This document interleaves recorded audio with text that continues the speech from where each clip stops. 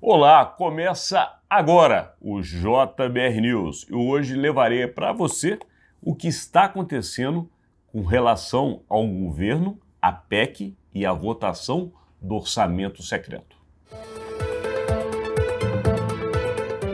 Iniciamos hoje esse conteúdo aqui com a falta sentida do meu parceiro Rodolfo Lago, que está num trabalho fora de Brasília, mas estará conosco de volta amanhã. E inicio também esse conteúdo fazendo uma homenagem ao Jornal de Brasília, o nosso grande parceiro. O Jornal de Brasília completou 50 anos de vida, 50 anos de história, 50 anos de boas notícias, 50 anos de informação de qualidade na capital federal. E esse grande parceiro é homenageado por nós, imagem e credibilidade. Mas no conteúdo de hoje, vamos voltar a falar do que interessa. Ainda que eu esteja sozinho, o assunto continua sendo aquela velha política. E a política hoje, ela trouxe podemos dizer, um entrelace de assuntos. Por quê? Tivemos ontem a PEC da transição aprovada na CCJ do Senado e no hoje para votação em 2 turnos no plenário do Senado. Temos também a decisão marcada, pelo menos, para acontecer no STF, com relação ao famoso orçamento secreto.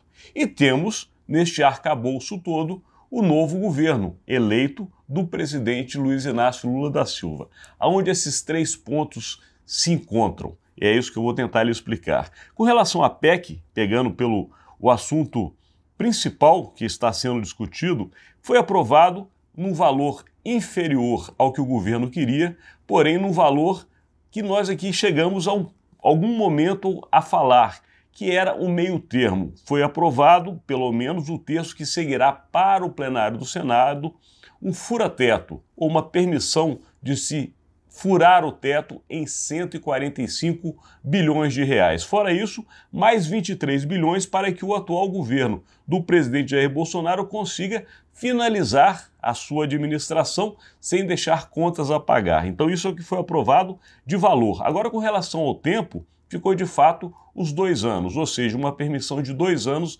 de furar o teto neste valor. Porém, a oposição ao futuro governo, ou seja, a situação atual, que é justamente quem apoia o governo Jair Bolsonaro, já pretende no plenário do Senado entrar com uma nova emenda ou uma nova proposta na qual muda tanto a questão do valor quanto do tempo. A ideia é modificar para de 145 descer para 100 bilhões de reais e os 2 anos serem reduzidos apenas para 1 ano. É uma discussão que vai acontecer no plenário do Senado e é uma discussão que não é fácil, como aconteceu na CCJ, porque no plenário do Senado você tem toda a composição de senadores e alguns deles contrários justamente ao novo governo que tomará posse em 1º de janeiro. E aí vem a história da votação no Supremo Tribunal Federal com relação ao orçamento secreto. O que tem a ver com a PEC? Tem tudo a ver.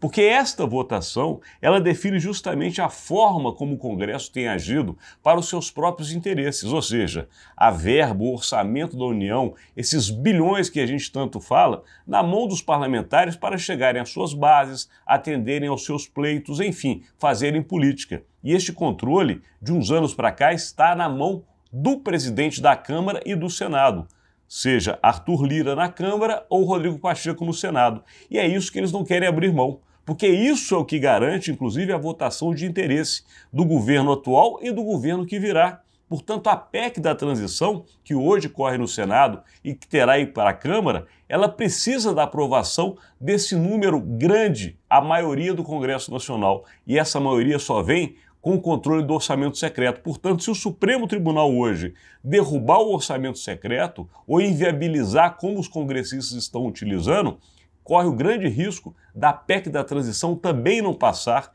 lá no Senado e também na Câmara. Portanto, os assuntos se entrelaçam. E aonde vem o novo governo em tudo isso? Vem porque o presidente eleito, Luiz Inácio Lula da Silva, precisa e muito do Congresso Nacional. Porém, ele pediu ao Supremo Tribunal Federal que fizesse uma nova regra, porque ele era contrário à forma como estava sendo feito o orçamento secreto.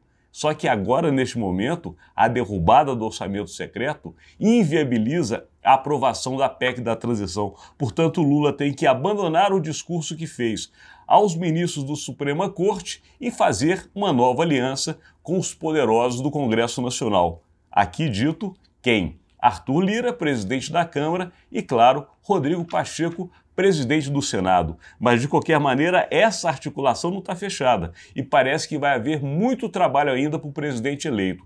Não só no Senado, que começa a tramitação em plenário hoje, mas principalmente na Câmara dos Deputados, onde parece que o clima é de uma oposição ainda maior ao presidente que se elegeu. Vamos acompanhar e aqui levaremos para você essas informações diariamente. Eu hoje, Alexandre Jardim, sem o meu parceiro Rodolfo Lago. Agradecemos a sua audiência, nós, imagem e credibilidade. E mais uma vez, agradecemos e homenageamos o nosso grande parceiro, que é o Jornal de Brasília e que completou 50 anos de história da capital federal. Muito obrigado.